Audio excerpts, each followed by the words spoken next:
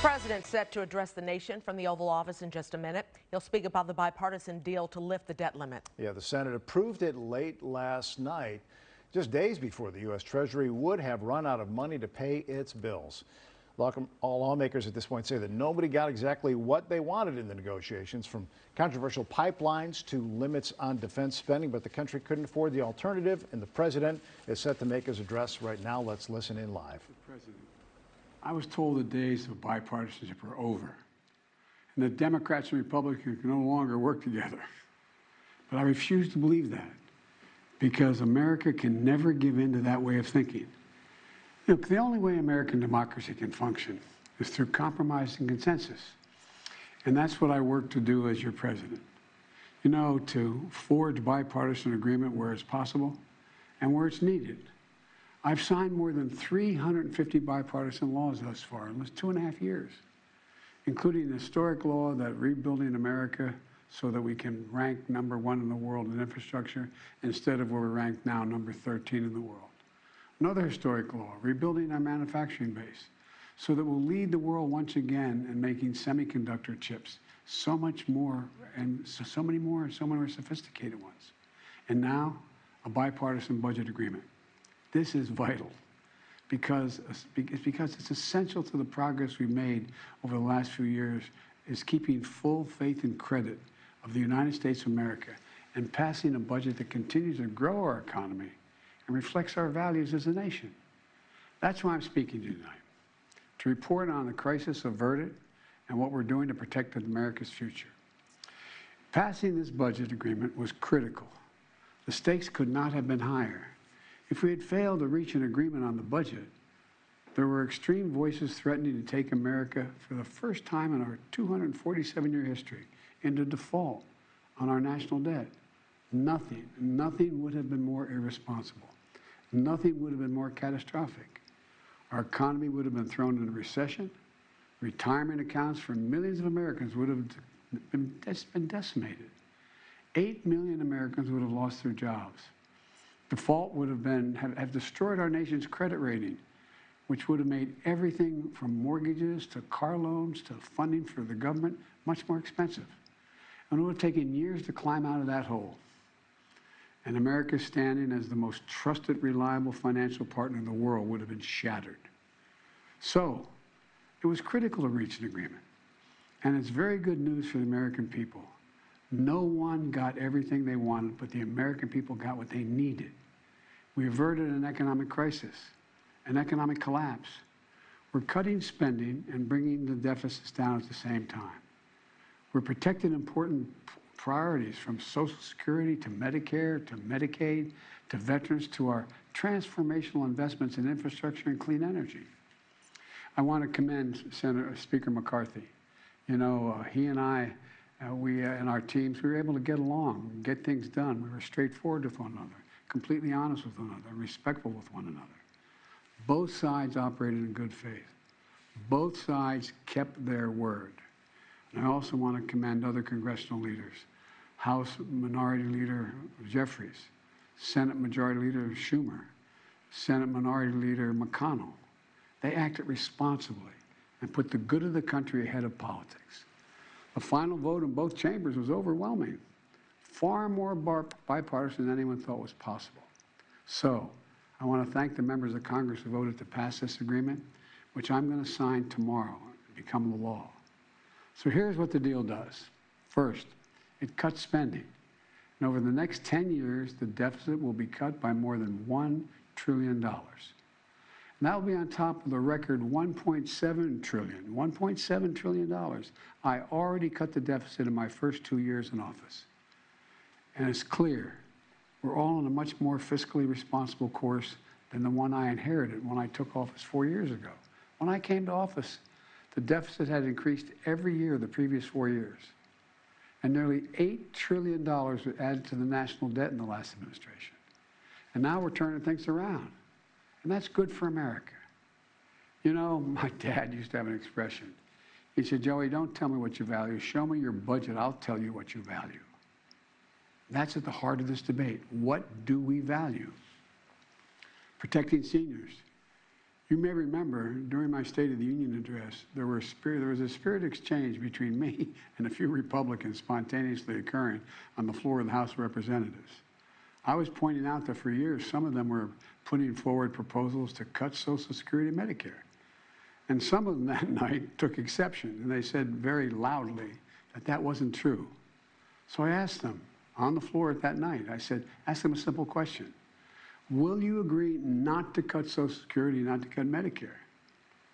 Would they agree to protect these essential programs that are a lifeline for millions of Americans? Programs that these Americans have been paying into every single paycheck they've earned since they started working, and that provides so much peace of mind. With the bright lights and cameras on, those few Republicans who were protesting, they agreed. They said they wouldn't cut it. That's how we protected Social Security and Medicare from the beginning and from it being cut, period. Health care was another priority for me, a top priority. I made it clear from the outset, I would not agree to any cuts in Medicaid, another essential lifeline for millions of Americans, including children in poverty, the elderly in nursing homes, and Americans living with disabilities. The original House Republican proposal would have cut health care for up to 21 million Americans on Medicaid. And I said no.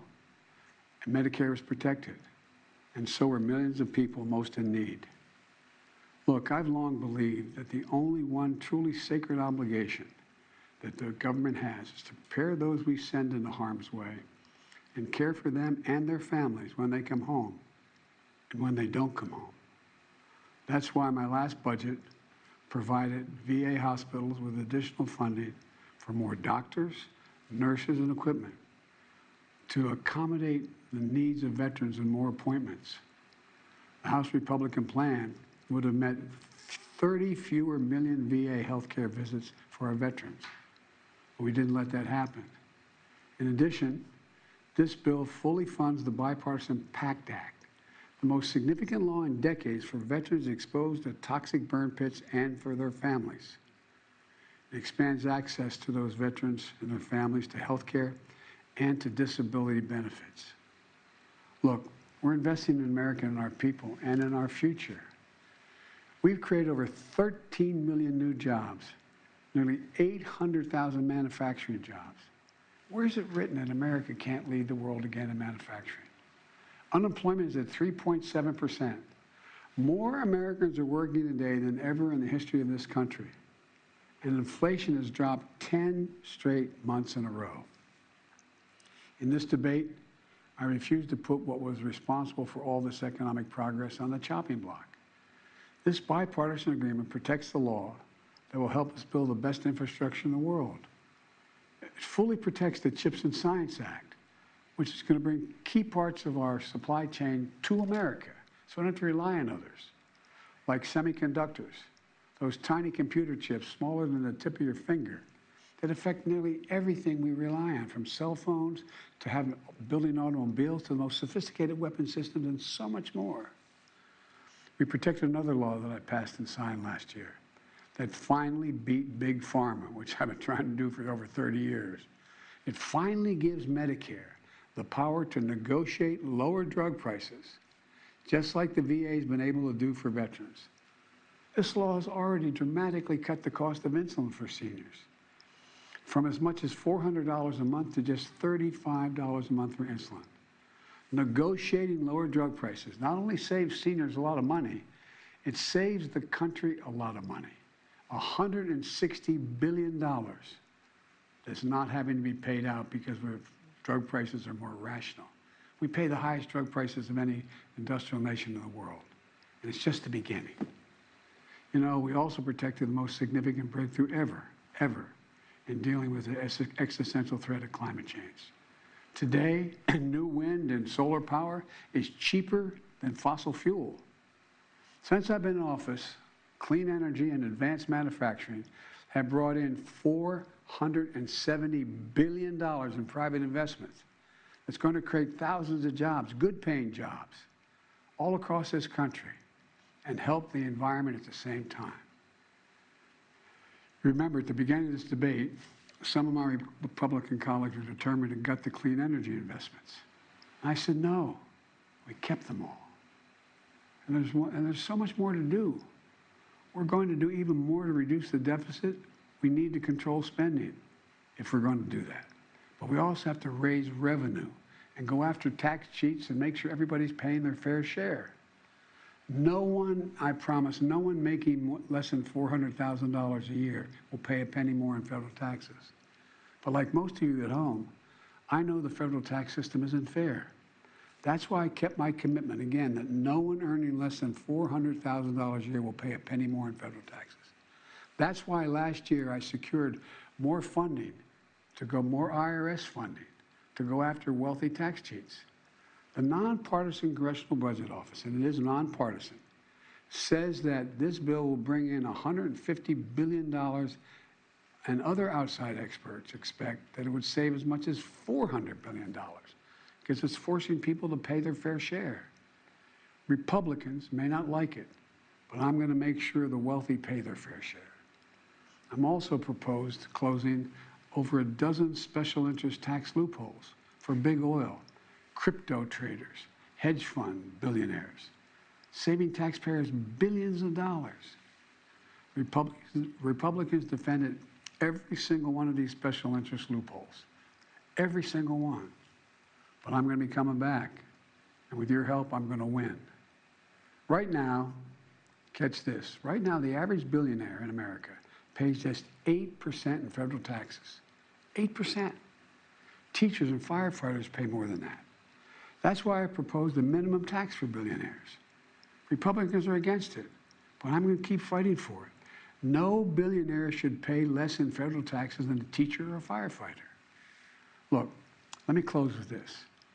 I know bipartisanship is hard, and unity is hard, but we can never stop trying. Because in moments like this one, the ones we just faced, where the American economy and the world economy is at risk of collapsing, there's no other way.